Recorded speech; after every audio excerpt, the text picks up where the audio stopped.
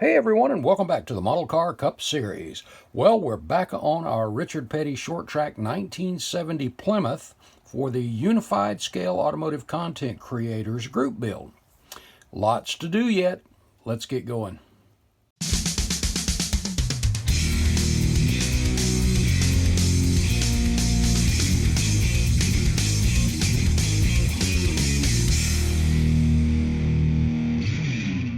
Today's trivia question: which company does Kyle Petty call the coolest car company in the world?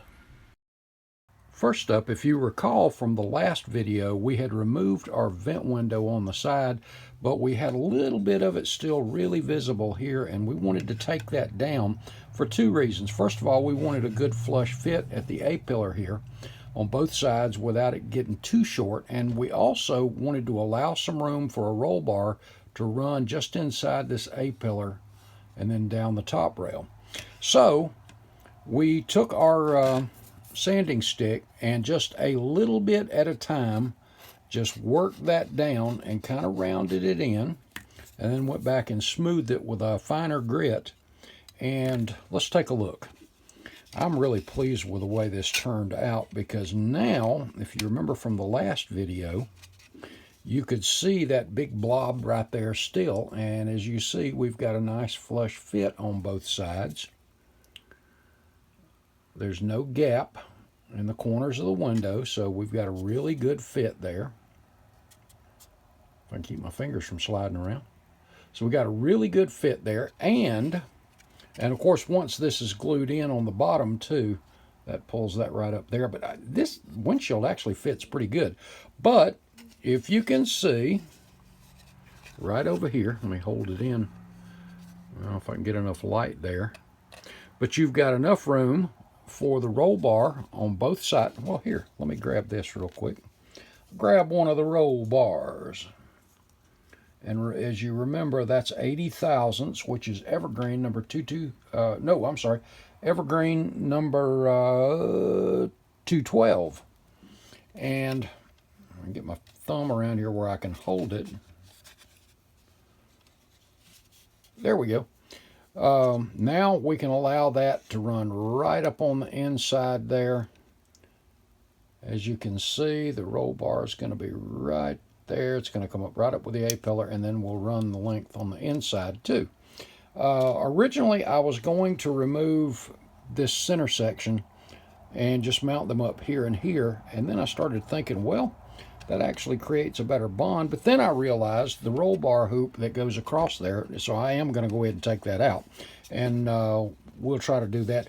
I'm probably just going to take the Dremel and take it off right back here, and I don't want to get too close back here because I don't want to risk cracking or damaging the window.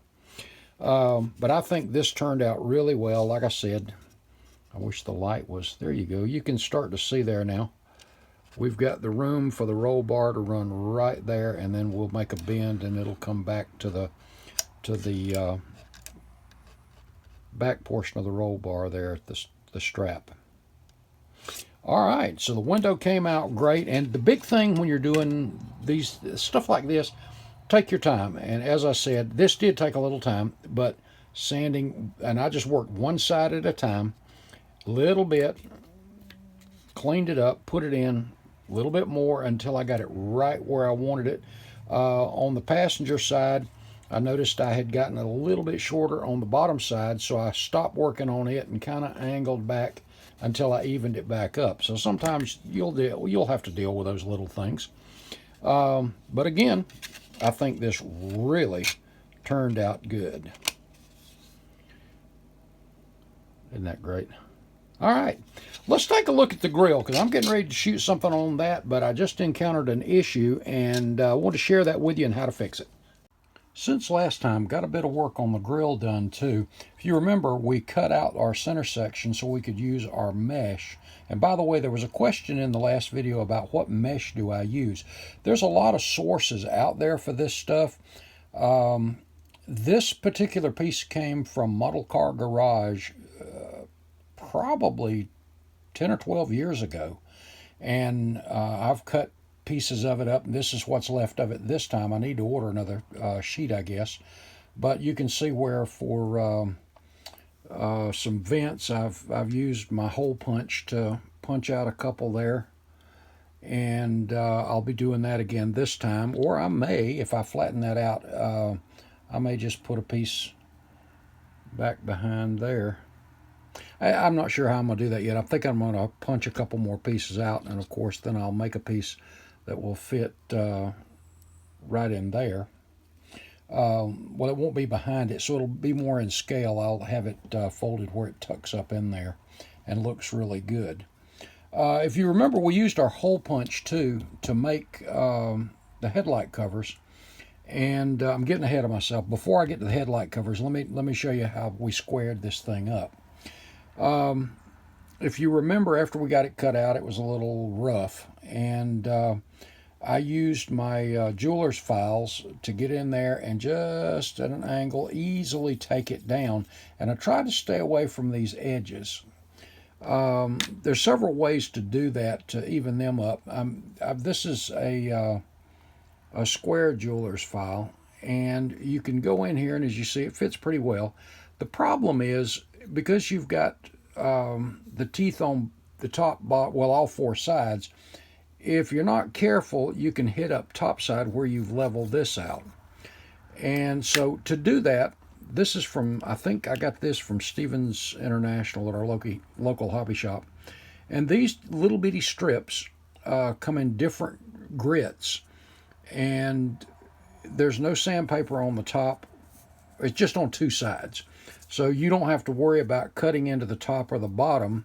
You can just smooth it and sand it out. And then we took our calipers and went in from the back side and made sure that our fit was the same from one side to the other.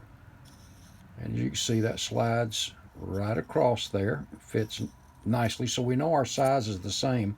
And then we did the same thing down on the bottom. We measured, well, I went too far there. Went from the bottom and then went up to the top and made sure that our size was the same. And I think this turned out pretty good. Once we get that in there, that's going to look good. Now here's where I had an issue. Remember, our hole punch is usually the right size for these things, but this is 24th scale. So when I made these little coverings, and if you remember, this is just from a piece of a Diet Coke can, which I have over here somewhere. There we go. Just a Diet Coke can cleaned up, and I had punched out a couple different sizes with either my punch or the hole puncher. And the standard hole punch is usually dead on size-wise, but check this out. This time, this is 24th scale, so it's right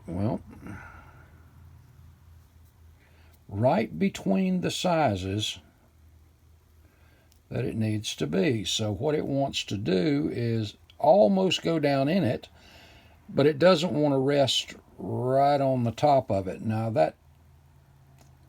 that's kind of okay, but there's nothing for it to glue to, because it's between the two sizes. So what I'm going to be doing is I took some evergreen number 227, which is 7/32,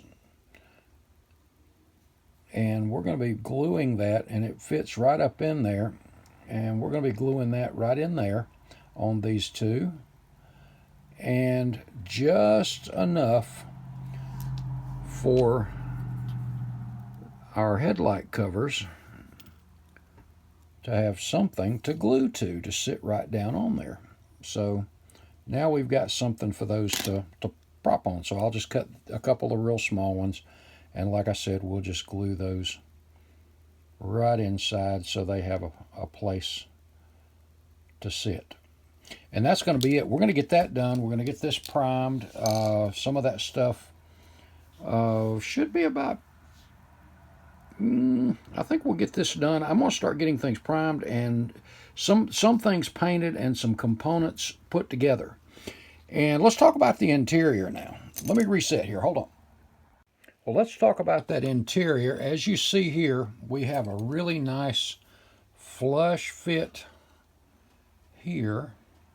And here, we had to fill in, remember that little space back here? I don't remember. In that last video we talked about it. I'll show you what we did when we take the chassis out. We also had to look in our research pictures, as you see here, to see in relation to the door jamb, where is that roll bar, where does it go up? And looking back at the car here, you see that it's right at the door jamb, and it goes straight up. So we got that lined up just right. And speaking of the roll bar, a lot of times when I'm doing a project like this, when I'm converting an interior, I'll scratch build the entire roll cage. Oh, what I was saying there a while ago, you see, we had that gap when we made this right here on both sides. And sorry about that, I'm popping the camera again. Fill that in with the 56 thousandths and butted that up. And our roll cage. I don't know if that looks familiar, but this is part of a monogram Thunderbird roll cage. I went ahead and made scratch built one too. And I started to go that route, and the more I was using that was a mock-up, I decided, since these are 24th scale, I modified this one already. You may remember, here's one of the bars I cut out of it. Then there was another one that went from here all the way to the corner. And if you look at the picture here of the real car, there is nothing in this upper section of the roll cage until you get to the headrests over here. But this is open, so I just modified the kit piece, and since it fits so well, I'm just going to do that. Now, for future reference though, what I normally do when I build one of these things is I take something that's pretty close, and you see the marks on it there, and I will lay the styrene over it, the rod, take a Sharpie, then I'll mark, and then I take my, I think I got this at Ollie's, and I've got another one, I think I got this one at Harbor Freight. But anyway, these things are perfect for, and don't heat them too much because they do get hot. I mean, well, I don't know if you can see that. Let me grab this sanding block here. Yeah, you see the flame there, and I've got it turned way down because it does not take much. And just a little bit of heat, make your bends. And I always make these, if you'll notice right here from the bend how much longer this is that it needs to be. And the reason I do that is, normally I will drill a hole in the floor pan and I'll run this down in it, and then once I put it up in the body, then I can push it up from the bottom until this touches the roof. And once that's in line with the roof, boom, you glue it down, cut the excess off, sand it on the bottom, and there you go. But that way you get a really nice, neat fit. Normally you would just start off something like that, and well, you would drop it on down and then push it up as you go. But I will be probably scratch building a lot of the rest of the roll cage, but I'm just using the back out of that kit. And that's why when I go to these swap meets and shows, when I can find a glue bomb that's either an AMT or a monogram kit, I've bought them for as little as $2, all the way up to about $7, I think. Just glue bombs people are trying to get rid of. And I get them for that back section of roll cage. You can use the tubes for the extensions. There's all kinds of stuff you can use off those cars.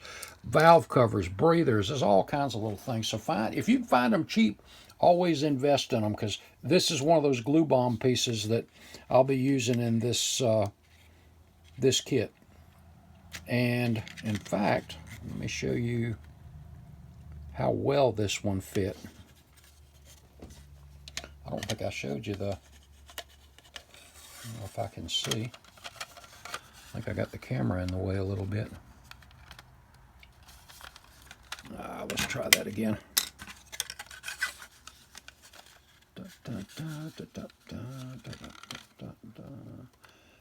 And right there you go. Check it out. And as you can see, it's right up against the roof line. Well, I'm going to go ahead and get this glued in, let it be drying, and we'll take a look at the grill. Real quick, guys, I want to show you the grill before I primer it. You see here we have our 3 plates over the headlights. This one we're not going to have one on. You see in this picture, the car had the screen here for the air to get to the oil cooler. So we're going to leave. We didn't put a plug in that one, so to speak. But remember, these just didn't fit. So we added that little piece of 7/32 tube. And actually, it was a little bit small. So you see where I split them. And once I made the split, I stretched them out a little bit so they had a good taut fit in there. And of course, you're not going to see that split as you just saw there with these over the covers, and this gives them something to glue to. And I think it turned out pretty well. Pretty well. Okay, so this is ready to go over to primer. When I'm working on roll cages or small parts, I always give it ample time to dry. The center bar I let dry overnight, and then I've got these drying now, and it just takes a little time to do those. By the end of the day, we should have the roll cage finished. Don't know if we'll do that one in this video or not, but we'll see. We'll see. What I started on next was our transport, our service trailer, which is just the AMT Blueprinter series. And there's a few things here that I'll have to make some changes on. There's a dimple right here that I'll be filling in, or I got another idea for that too. The chains that come with this thing that tag right here and over to the vehicle look very toyish, so I'm not using those, but I fill these holes in here with some steering rod. I'm trying to remember what size it was, but it's perfect fit for it. I think number 222 1/16, and that's where we'll be putting our other chains. I'm going to do the trailer jack, do a little something special with that so it'll sit level. Went ahead and added the tail lights. Oops, sorry about that. The tail lights and the license plate back here. I'm going to pop these out real quick. There's a couple other things that have to be done.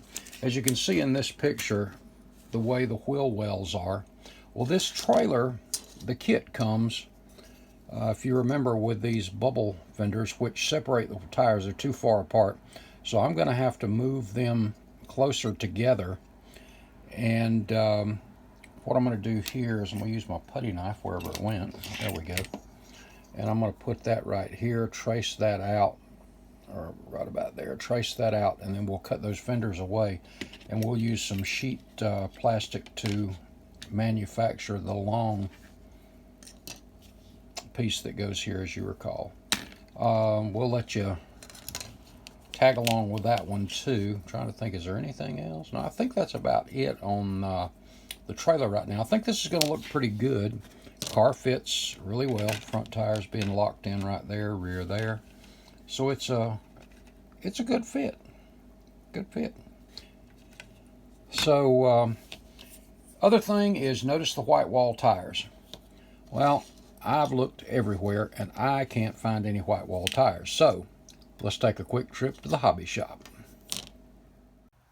Okay guys, so we're back from the hobby shop. We picked up our white walls. Cool stuff. But I also got a set of, check these out. I think I'm going to do my own little touch on this. The double white walls, are those not cool? That's just wicked. Anyway, the next thing up was the wheels. So I went back in my stockroom and started looking at those. What comes with the trailer are these mag looking things, as you see here. I took one off, more like a mag wheel that comes with the trailer. So I dug in my stockroom and I broke these out, and this is just custom and competition wheels, and I needed just a set of Steelies, so I went ahead and got these out. Just a set of steel wheels. So we'll be replacing those mag things with the steel wheels here, and I'll dechrome these. We'll drop those in the purple pond and get those stripped off. Next up were those fenders. We talked about having to remove those and scratch fill those fenders. So I went ahead and did that. As you see here, I've got those removed. And I'm going to save these because I got a feeling I've already started thinking about how I could graft those onto, you know, hey, we're modelers. We do weird things. So anyway, I'm going to go ahead and get the tires and these wheels cleaned up and put together and get them on the trailer. And then we're going to see how much room we're going to have to kind of move these back and forth and get the tires nice and close together to make that single big wheel well there. All right, stick around, guys. I've already got one of the axles fixed and glued down, and you'll notice right here these two long tubes here.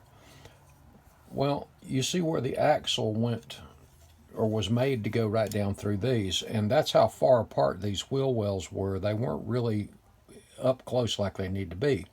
So I had to move, or what I'm going to be doing is moving the other axle from here, and with a 25th scale ruler, that shows that is 8 scale inches apart, and 8 inches between the tires, actually about 8.5, but I'm going to move this up and butt it right to this, and that brings those in pretty close.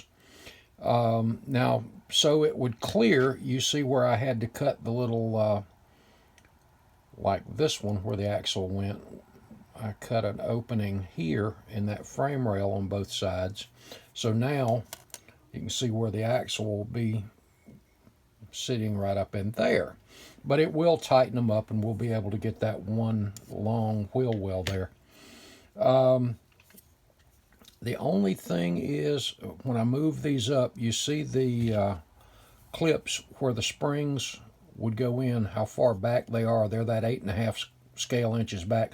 So I'm going to have to cut these off, move them up, and remount that up here, which is not going to be a big deal. No big deal at all. So we'll get that done real quick, and we'll let you take a look at it. If your answer to the trivia question was Hot Wheels, you would be right. Okay, guys, so we've got a mock-up done on our trailer. I have the steel wheels in the Purple Pond stripping, so I use the kit mag wheels just to mock this up. And as you can see, these sit much closer together now. This is just shy 1/4 inch. You see where the rear spring on this leaf spring was going to be mounting here, and there was a decent amount of space, if you recall, between them. So we've moved this back just shy 1/4 inch where these leaf springs actually meet. Then we removed that little piece and moved it back here for the rear mount. And you see how much closer they sit. And now we're going to be able to do that one long piece. And also you'll see in this picture, if you look in front of the car at the trailer, you'll notice that there is a center piece in there. So I just went ahead and got some pretty thick sheet plastic and went ahead and just filled that in. Honestly, with the car sitting on it, strapped down, you're not going to be able to see that, but I couldn't resist, had to do it. But I think this turned out really well. The suspension did, and now it's just a matter of, and as you see here, I just did a little test bend to see what angle it was going to have to go. Now this is going to be one piece. I just wanted to see if from the top what we were looking at here, and as you see, that's really right on. So we'll be making those next. And honestly, how I did that was I just took a piece of sheet plastic and took my X-Acto handle and just simply rolled it around, and we'll do this a number of times. And then I went back with my pointer handle there, and it's gonna spring back, guys, so don't worry about that. And just roll it around and then let it come back out, and as you see, that gave us our nice contour there. I think I rolled it a little too much. Let it spring back out on its own. But we're going to make this out of one piece, and then that's going to run again all from here across both and then back down here. So we'll get that made, and I don't know how long this video is getting, but it's got to be over 20 minutes, so I think I'm going to end it right here. I'm going to go ahead and jump back on the roll bars. That's going to be an easy thing. And as you see in these pictures on the roll bars, by the way, drilled out the holes for the rear braces down to the chassis, as well as the, well, I've got one of the extra dashes mounted so I can set where the roll bars are going to be. But as you can see here, we've got this much done, and ran these up through, and of course the hole down there, if you can see the hole down there, yeah, there we go, right there. That's going to be for the bar that runs right up from here to the corner.